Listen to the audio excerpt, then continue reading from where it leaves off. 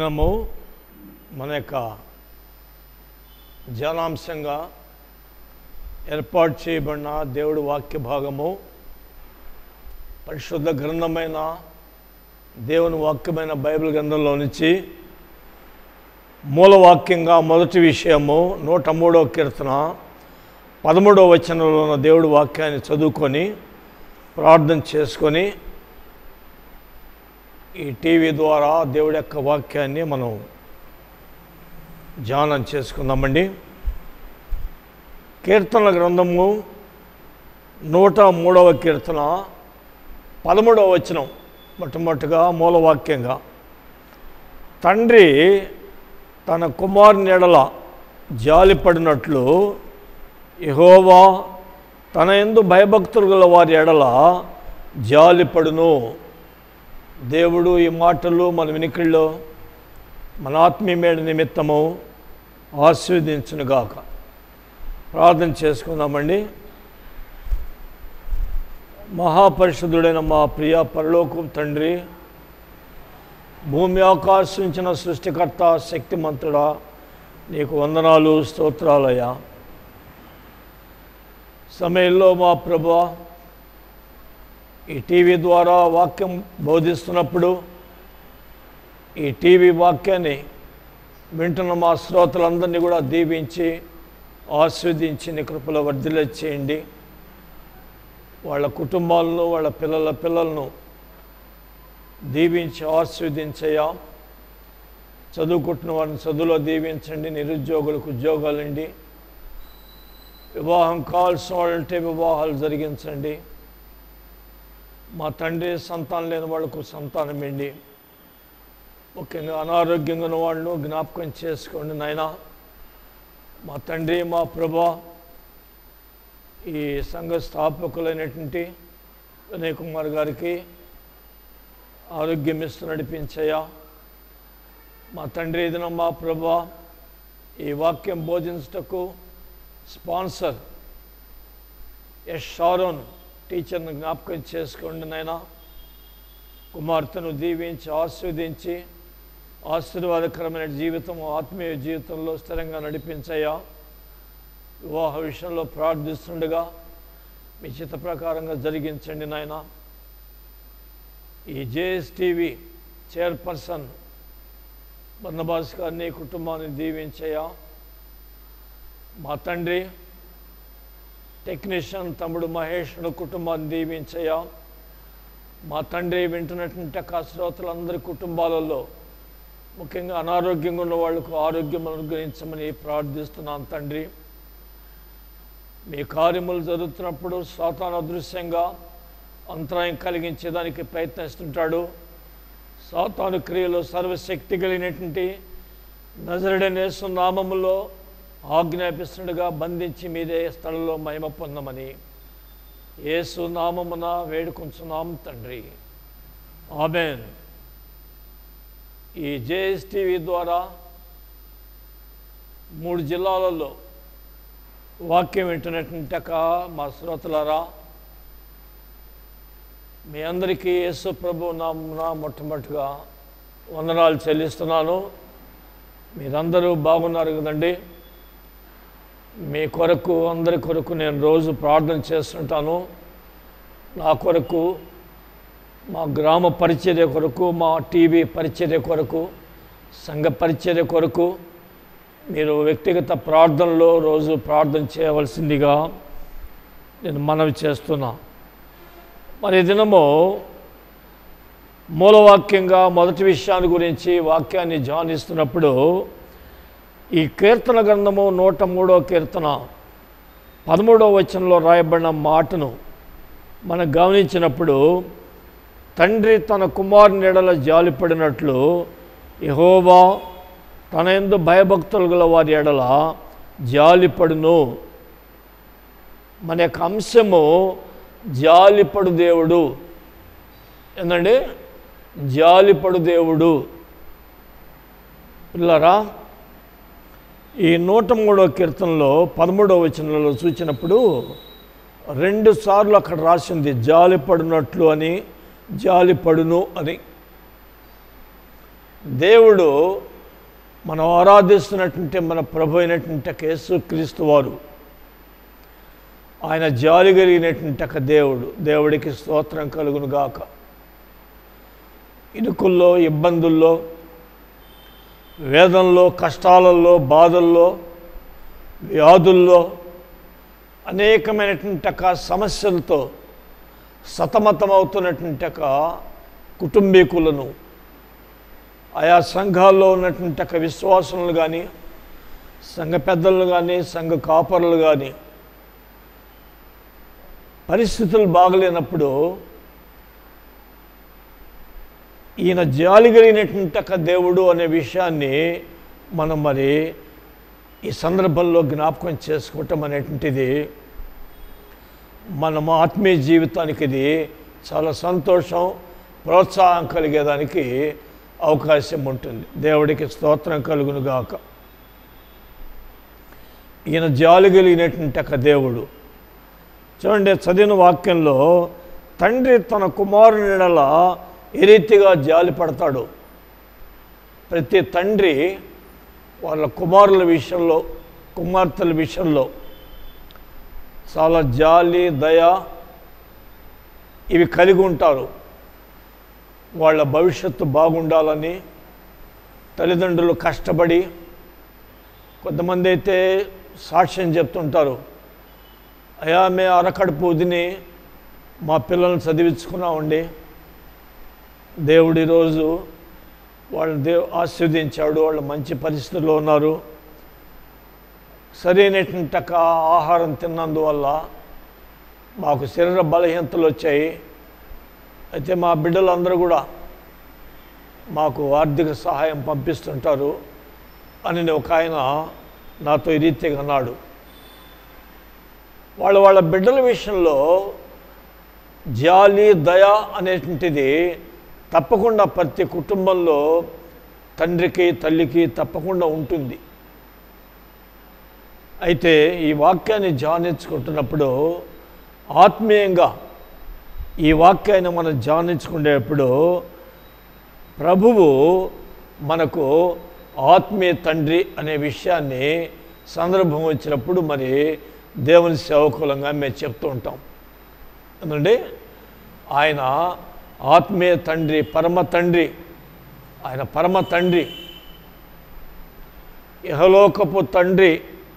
కొంతకాలం జీవిస్తాడు, ఆ తర్వాత ఒకరోజు మరణిస్తాడు.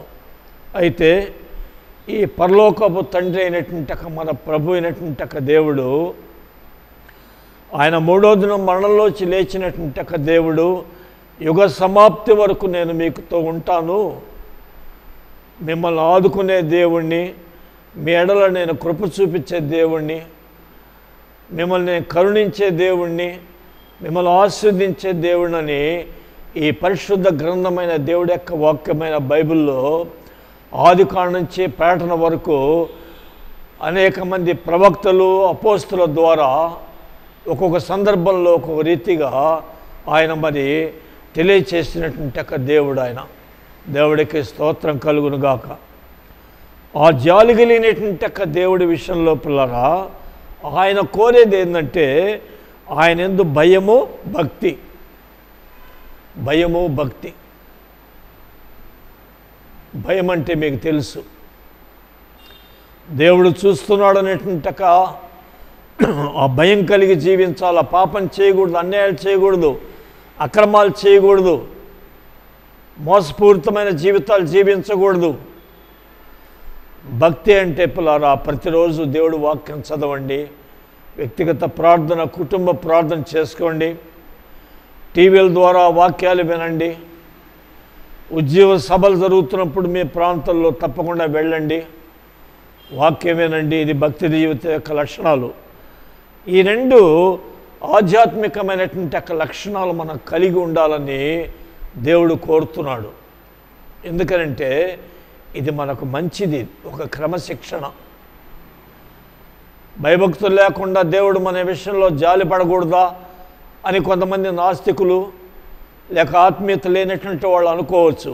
కానీ పిల్లరా ఒక క్రమశిక్షణ, భయభక్తులు అనేటువంటిది మనకు మంచిదనే ఉద్దేశంతో పరమ తండ్రి అయినటువంటి దేవుడు ఈ కీర్తన గ్రంథంలో ఈ మాటలు వ్రాయించడం అనేటువంటిది మనం గమనించవలసిన విషయం. అందుచేత మన జీవితంలో దేవుడి యొక్క జాలి, దేవుడి యొక్క దయ, ఆయన యొక్క కరుణా కటాక్షములు మనం కలిగి జీవించాలంటే ఈ మొదటి విషయాన్ని గురించి ధ్యానిస్తున్నప్పుడు ఆయన యందు భయభక్తులు కలిగి జీవించాలి. రెండవదిగా పిల్లారా, లూకాసు వార్త 23వ అధ్యాయంలో మరి 39 నుంచి 43వ వచనం వరకున దేవుడి యొక్క వాక్యాన్ని మనం గమనించినట్లయితే ఈ రీతిగా రాయబడింది. లూకాసు వార్త 23వ అధ్యాయము 39 నుంచి 43 వచనాల వరకున్న వాక్య భాగంలో మనం చదువుకుంటున్నప్పుడు గమనించాల్సిన విషయం ఏంటంటే, రేలాడబడిన నేరస్తుల్లో ఒకడు ఆయన దూషించుతూ, నీవు క్రీస్తువు కదా, నిన్ను నువ్వు రక్షించుకొనుము, మమ్మను కూడా రక్షించమని చెప్పాను. అయితే రెండో వాడు వాణ్ణి గద్దించి, నీవు అదే శిక్షావిధిలో ఉన్నావు గనుక దేవునికి భయపడవా? మనకైతే ఇది న్యాయమే, మనము చేసిన వాటికి తగిన ఫలము పొందుతున్నాము, కానీ ఈయన ఏ తప్పిదము చేయలేదని చెప్పి ఆయనను చూచి, యేసు, నీవు నీ రాజ్యంలోనికి వచ్చినప్పుడు నన్ను జ్ఞాపకం చేసుకునమనెను. అప్పుడు ప్రభు చెప్పిన మాటలు, నేడు నీవు నాతో కూడా పరదేశంలో వద్దువని నిశ్చయముగా నీతో చెప్పుచున్నాను. దేవుడికి స్తోత్రం కలుగునుగాక. ఈ రెండవ విషయాన్ని గురించి దేవుడి యొక్క వాక్యాన్ని మనం ధ్యానం చేస్తున్నప్పుడు పిల్లరా, యేసుక్రీస్తు ప్రభువారిని సిలువ వేసినప్పుడు యేసుక్రీస్తు ప్రభువారితో అటువైపు ఒకడిని ఇటువైపు ఒకడిని ఇద్దరు దొంగలను కూడా సిలువ వేసినట్లుగా దేవుడి యొక్క వాక్యంలో మనము చదువుకున్న లేఖన భాగంలో గమనించాల్సిన విషయం. ఆ ఇద్దరు దొంగల్లో ఒక దొంగ ఆ సిలువ మీద యేసు ప్రభుత్వం మరి ఈ రీతిగా మనవి చేస్తున్నాడు, అయ్యా, నీకు భయపడి మా పాపాలు నేను పొరపాట్లు ఒప్పుకుంటున్నాను. మేము నేరాలు చేసాం, రోమా ప్రభుత్వంలో దొంగ జీవితాలు జీవించాం, దొంగలం. మాకైతే శిక్ష న్యాయమే, కానీ నువ్వు పరిశుద్ధుడివి, పాపుల రక్షకుడివి, పాప విమోచకుడివి, ఆత్మరక్షకుడివి, పరలోక ప్రవేశం అనేటువంటిది లోకానికి అనుగ్రహించేదానికి వచ్చిన దేవుడి, మృత్యుంజయుడివి, నువ్వు మళ్ళా రాబోయేటువంటి దేవుడు అనేటువంటి ఆధ్యాత్మిక సత్యాన్ని గుర్తించి అతను మరి దేవుడిని వేడుకున్నాడు. అప్పుడు ప్రభు చూడండి, జాలిపడినటువంటి దేవుడుగా ఈ దొంగ విషయంలో మనం గమనిస్తున్నాం. దేవుడికి స్తోత్రం కలుగునుగాక. ఈ రెండో విషయాల గురించి దేవుడి యొక్క వాక్యాన్ని ధ్యానం చేస్తున్నప్పుడు, ఈ దొంగ విషయాల గురించి మనం ధ్యానిస్తున్నప్పుడు పిల్లరా, లోకములో ఎంత పెద్ద భయంకరమైనటువంటి దొంగలైనప్పటికీ, తాగుబోతులైనప్పటికీ, తిరుగుబోతులైనప్పటికీ, నరహంతకులైనప్పటికీ, వ్యభిచారులైనప్పటికీ, మోసాలు చేసేవాళ్ళైనప్పటికీ, దగా చేసేవారైనప్పటికీ, ప్రభుతో వాళ్ళ తప్పిదాలు ఒప్పుకొని, వాళ్ళ పాపాలు ఒప్పుకొని ఆయన సన్నిధిలో ప్రార్థించి ఆయన వేడుకున్నట్లయితే, ఆ జాలిపడేటువంటి దేవుడు మన ఎడల జాలిపడే దేవుడు, కృప చూపించే దేవుడు. దేవుడికి స్తోత్రం కలుగునుగాక. ఎంత గొప్ప దేవుడు చూడండి, ఎంత పాపినైనా ఆయన చేర్చుకుంటాడని దేవుని గురించినటువంటి మరి విషయాలు మనం గమనించాల్సిన విషయాలు. గతంలో పిల్లారా, మన జీవితంలో దేవుడికి ఆయాసకరమైనటువంటి విషయాలు ఒకవేళ చేసి ఉండొచ్చు. ఒక మాట చెప్తుంటేనే తరచుగా నా ప్రసంగాలలో, యేసు ప్రభు తప్ప లోకంలో పరిశుద్ధుడు ఎవరు కూడా లేరు.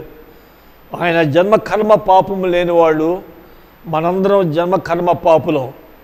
అందుచేత ప్రతి వ్యక్తిలో ఏదో ఒక బలహీనత అనేది తప్పకుండా ఉంటుంది. అయితే మనం పాపముల గురించినటువంటి ఒక పశ్చాత్తాపడినట్లయితే అతిక్రమములు దాచిపెట్టేవాడు వర్ధిల్లడు, ఒప్పుకొని విడిచిపెట్టేవాడు కనికరింపబడతాడని దేవుడి యొక్క వాక్యాల్లో రాయబడిన ప్రకారము ఆ దొంగతో దేవుడు పశ్చాత్తాపడిన కారణం చేత యేసయ్య చెప్పినటువంటి ఒక మాటలు చూడండి. నేడు నీవు నాతో కూడా పరదేశంలో ఉందువని నిశ్చయముగా నీతో చెప్పుచున్నాను నేను. దేవుడికి స్తోత్రం. ఎంత గొప్ప దేవుడు అండి, ఎంత ప్రేమ కలిగినటువంటి ఒక దేవుడు. మన పాపాలు ఆయన మరి వాటిని గురించి ఆలోచించే దేవుడు కాదు ఆయన.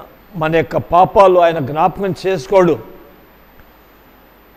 మన పాపాల విషయంలో మరి ఎంత పాపినైనప్పటికీ క్షమించే దేవుడని ఇక్కడ మనం అర్థం చేసుకుంటున్నాం. దేవుడికి స్తోత్రం.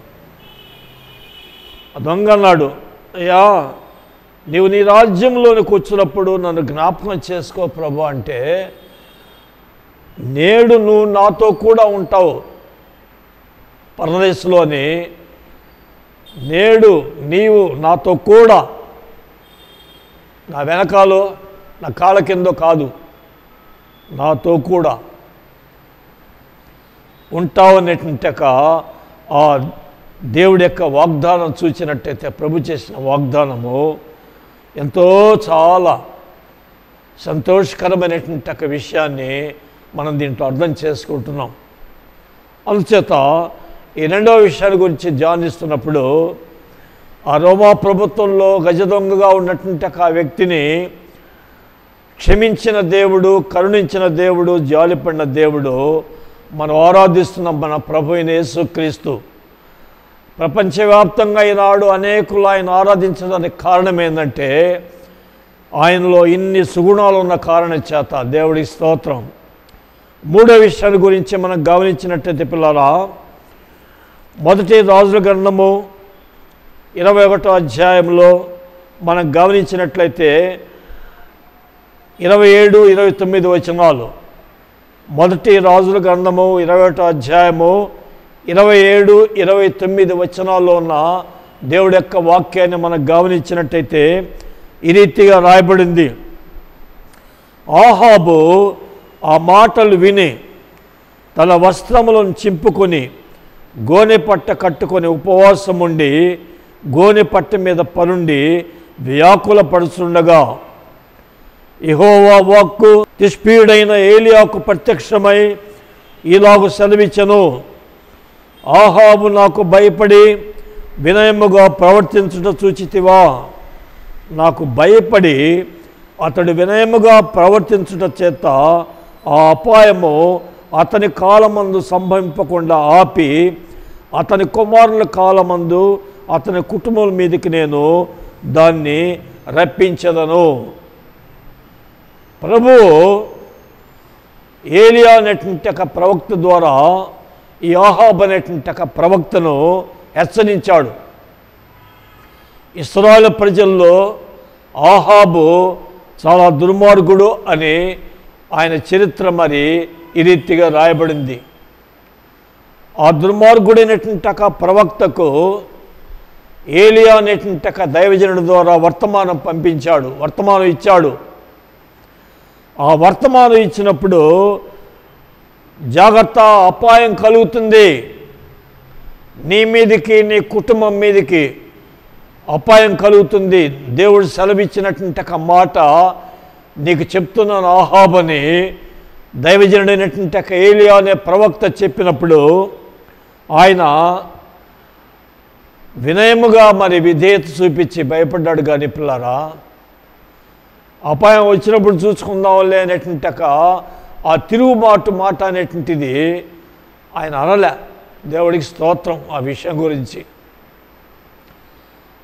నేను రాజును కదా చూద్దాంలే అనేటువంటి అహంభావం అనేటువంటిది అతను కనపరచలే.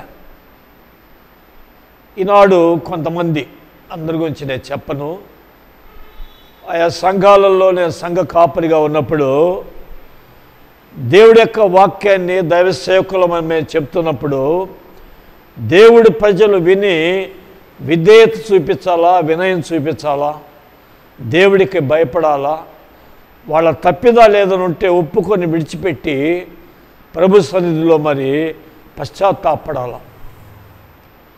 అట్లా లేకుండా మరి తిరుగుబాటు చేసే వ్యక్తులు నేను కొంతమంది చూచా. దైవ సేవకుల మీద కూడా తిరుగుబాటు చేసేవాళ్ళు ఉన్నారు కొంతమంది. వాళ్ళ కుటుంబాలన్నీ చాలా నష్టపోయినాయి. నేను వినేవాళ్ళు భయపించేదానికి చెప్పటం కాదు, హెచ్చరించేదానికి చెప్తూ ఉంటాం.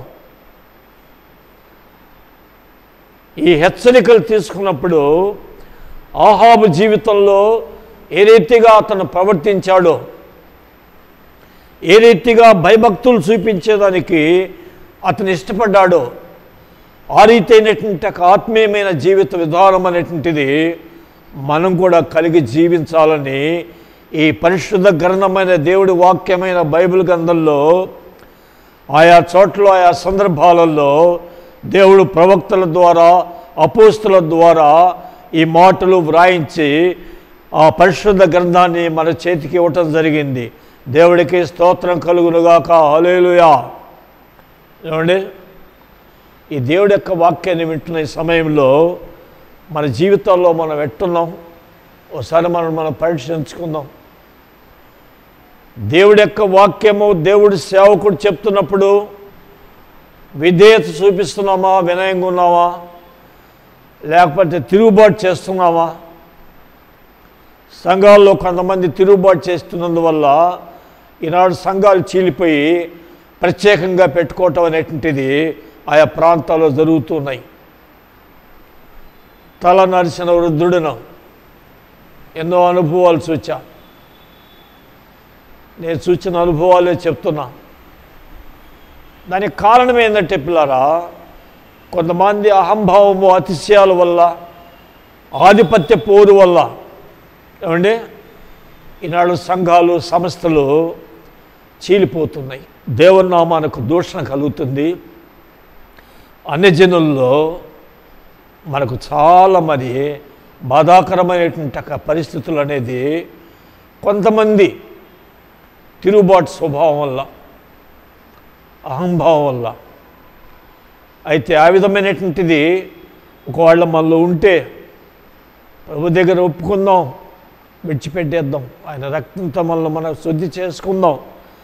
ఆయన ఆత్మచేత మనల్ని బలపరచమని ప్రభు సంధిలో వేడుకున్నప్పుడు ఆ పరిశుద్ధాత్మ దేవుని యొక్క శక్తి మనల్ని కంట్రోల్లో పెట్టి నడిపించేదానికి ఆయన కృప చూపించేటక దేవుడికి స్తోత్రం కలుగునుగాక. ఆ రీతిగా మనము భయపడి జీవించటము, వినయ విధేయతలు కలిగి జీవిస్తూ అదే ఏలియా ద్వారా దేవుడు మళ్ళా ప్రకటించాడు, ఈ అపాయం అతని కాలంలో సంభవించదు, అతని కుమారుల కాలంలో వస్తుంది అపాయం అని చెప్పి తెలియచేశాడు. వాళ్ళ కుమారులు కూడా ఆహాబులాగా వినయ విధేయతలు చూపించి దేవుడికి భయపడి ఉంటే వాళ్ళ విషయంలో, వాళ్ళ జీవితంలో కూడా ఆయన తప్పించే దేవుడు. మరి పిల్లరా, 4వ విషయాన్ని గురించి చివరగా ఇంకొక విషయాన్ని మన దేవుడి వాక్యాన్ని ధ్యానం చేసుకుందామండి. కీర్తన గ్రంథము 51వ కీర్తన 3-4 వచనాల్లో ఉన్న దేవుడి వాక్యాన్ని, ఈ 4 విషయాల గురించి వాక్యాన్ని ధ్యానిస్తున్నప్పుడు లేఖన భాగాల్లో ఈ రీతిగా రాయబడింది. కీర్తన గ్రంథము 51వ కీర్తన 3-4 వచనాల్లో ఈ రీతిగా రాయబడింది. నా అతిక్రమములు నాకు తెలిసే ఉన్నవి, నా పాపం ఎల్లప్పుడూ నా ఎదుట ఉన్నది. నీకు కేవలము నీకే విరోధముగా నేను పాపం చేసి ఉన్నాను, నీ దృష్టి ఎదుట నేను చెడుతనము చేసి ఉన్నాను.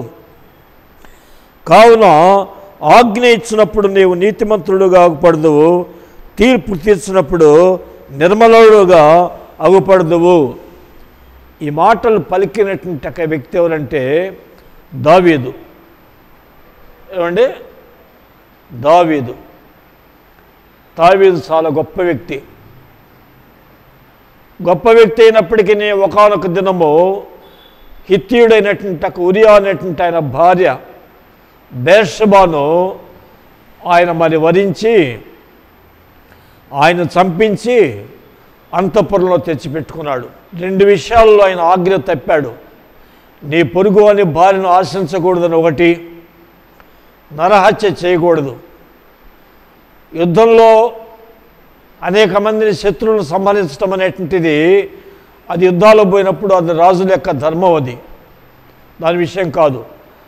ఇతను మనసులో ఉంచుకొని ఆయన భార్యను ఆయన అనుభవించేదానికి అంతఃపురంలో తీసుకొచ్చి ఉంచుకొని ఆయన చంపించడం అనేటువంటిది చూస్తున్న హృదయ రహస్యాలు ఎరిగినటువంటి దేవుడు వాళ్ళని ఎంత గొప్ప వ్యక్తులైనప్పటికీ వాళ్ళు ఎంత గొప్పవాళ్ళైనప్పటికీ ఆయన శిక్షించే దేవుడు.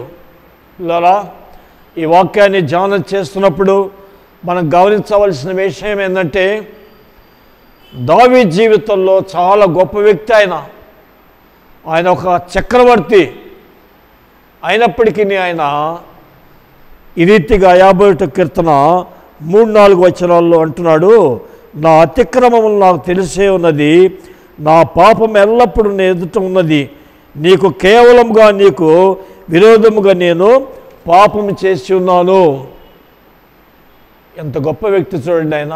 చక్రవర్తులుగా ఉండేటువంటి వాళ్ళు ఆ రీతిగా వాళ్ళ పాపాలు ఒప్పుకొని ఉంటే కొంతమందికి సరైనటువంటి ఉద్యోగం ఉండదు, పోషణ ఉండదు, గాలికి తిరిగే వాళ్ళని కొంతమంది చూస్తుంటా నేను. ఒప్పుకోరు కొంతమంది, అసలు ఒప్పుకోరు. నువ్వేందాయన చెప్పేది అన్నట్టుగా మీ వ్యక్తిగత సువార్త కూడా చెప్తుంటాం కొంతమందికి. అయ్యా మీరు బాగుండండి, అయ్యా మారు మనసు పొందండి, రక్షణ పొందండి, అయ్యా మీరు క్రైస్తవ కుటుంబంలో పుట్టి పెరిగి మీరేంది ఇంకా క్రమంగా ఆదివారం రాకుండా మీ పూర్వీకులు క్రైస్తవులు కదా అని కొంతమంది వ్యక్తులతో మేము వ్యక్తిగత సువార్త కూడా చెప్తూ ఉంటాం. వాళ్ళు అనలేక పెద్దోడు పాప బాగుండదని, నువ్వేనా మా చెప్పేది మా వదిలేదా, ఓ ఏమో మేము ఎన్ని బాధలు ఉన్నాం. ఒక్కనాడు అన్నాడు నాతో, అసగారు నేను ఎన్ని బాధలు ఉంటాను, ఏం ప్రయోజనం. దావీదు గురించి మనం ధ్యానిస్తున్నప్పుడు ఆయన తప్పిదాలు ఒప్పుకున్న కారణం చేత క్షమించి దేవుడు ఆయన ఎడల కృప చూపించి ఆయన నడిపించినటువంటి ఒక దేవుడు అనే విషయాన్ని ఈ లేఖన భాగాన్ని మనం ధ్యానిస్తున్నప్పుడు మనం అర్థం చేసుకోవలసినటువంటి వారమై ఉంటున్నాం. పిల్లరా, ఈ లేఖన భాగాలు మనం ధ్యానిస్తున్నప్పుడు మన జీవితాలను మనం పరీక్షించుకుందామండి. మీ మట్టుకు మీరు, నా మట్టుకు నేను. మన జీవితంలో దేవుడికి ఏది ఆయాస్కరమైన జీవితం జీవిస్తున్నాం. దేవుడికి ఆయాస్కరమైనటువంటి ఒక జీవితం అనేది మనలో ఎక్కడైనా ఏదైనా ఉందా? అది మనం పరీక్షించుకుంటే మనకు మంచిది. మనం ఎప్పుడు కూడా ప్రభు సన్నిధిలో అతిక్రమములు దాచిపెట్టేవాడు వర్ధనుడు, ఒప్పుకొని విడిచిపెట్టేవాడు కనికరింపబడతాడని సొలొమోను సామెతలో రాసిన ప్రకారము ఆ రీతి అయినటువంటి అనుభవాలుంటే మనకు, మన కుటుంబాలకు అది మేలు కలుగుతుంది అనే విషయాన్ని, దానివల్ల మనం ఎంతో గొప్పగా దీవించబడేదానికి అవకాశం ఉంటుందని ప్రభు పేరట మనవి చేస్తున్నాం. దేవుడి కొద్ది మాటల్లో మన వినికిడిలో మన ఆత్మీయమైన నిమిత్తము ఆశీర్వదించునుగాక. ప్రార్థన చేసుకొని ఆశీర్వాదంతో మనం సెలవు తీసుకున్నామండి. పరిశుద్ధుడా యేసయ్య వందనాలయ్యా, ధ్యానించుకున్నటువంటి మాటలు వినినవారు హృదయాల్లో ఫలింపచేయండి నాయన. నువ్వు జాలి కలిగినటువంటి దేవుడు అని, భయంకరమైనటువంటి రాజు అయినటువంటి దుష్టుడు ఆహాబును క్షమించిన దేవుడివి, సిలువలో రోమా ప్రభుత్వంలో దొంగతనాలు చేసినటువంటి దొంగను క్షమించిన దేవుడివి, జాలిపడిన దేవుడివి. దావీదు తప్పు చేసినప్పుడు జాలిపడిన దేవుడివి. ప్రభువా తండ్రి తన కుమారుడల ఏ రీతిగా జాలిపడి కుమారుల కొరకు కుమార్తెల కొరకు ఎంతో కష్టపడి వాళ్ళు మరి పోషించేదానికి కష్టపడుతుంటారు. ప్రేమామయుడైనటువంటి మా పరలోకపు తండ్రి, అంతకన్నా నువ్వు గొప్ప దేవుడివి, మా ఎడల జాలిపడే దేవుడు ఎందుకు వందనాలు చెల్లిస్తూ మా శ్రోతలందరినీ కూడా దీవించి ఆస్వాదించమని యేసు నామమున వేడుకుంటున్నాం తండ్రి, ఆమేన్. మన పరమ తండ్రి అయిన దేవుని యొక్క ప్రేమయు, మన ప్రభువైన యేసుక్రీస్తు యొక్క కృపయు, పరిశుద్ధాత్మ దేవుని యొక్క అన్యోన్య సహవాసము, ఆయన కృప కాపుదల సన్నిధి భద్రత ఆశీర్వాదములు ఈ జేఎస్ టీవీ ద్వారా దేవుడు వాక్యం వింటున్న శ్రోతలందరికీ ఆయన కృప తోడై ఉండునుగాక, ఆమేన్. దేవుడు మనందరినీ దీవించి ఆశీర్వదించునుగాక.